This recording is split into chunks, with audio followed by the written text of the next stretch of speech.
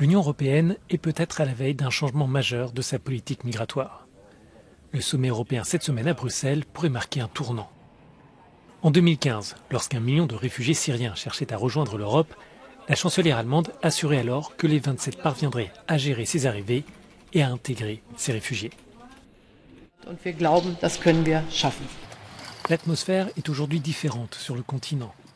L'Autriche demande des fonds supplémentaires à l'Union pour une barrière entre la Bulgarie et la Turquie.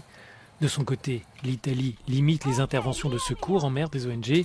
Enfin, les élections italiennes et suédoises l'année dernière ont amené au pouvoir des partis au discours anti-immigration.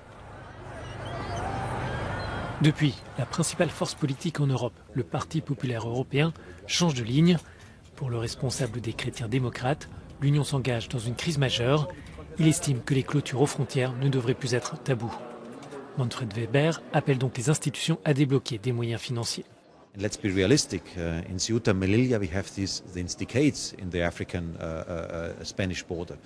We have it on the Greek-Turkish, on the Bulgarian-Turkish border, and after the attacks from Lukashenko against Poland and Lithuania, we have the same developments there.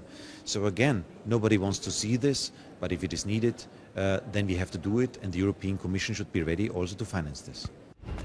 La Commission européenne refuse jusqu'à présent de financer la construction de ces barrières, mais elle offre son aide pour mettre en place des infrastructures de surveillance. Dans le même temps, les 27 tentent de s'entendre sur le nouveau pacte sur la migration et l'asile.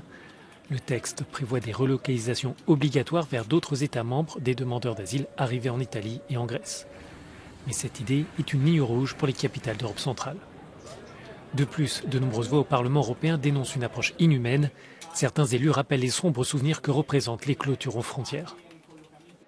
Ich bin eine ostdeutsche Abgeordnete. Wir haben, und ich habe meine ganze Jugend hinter einer Mauer, hinter Zäunen gelebt.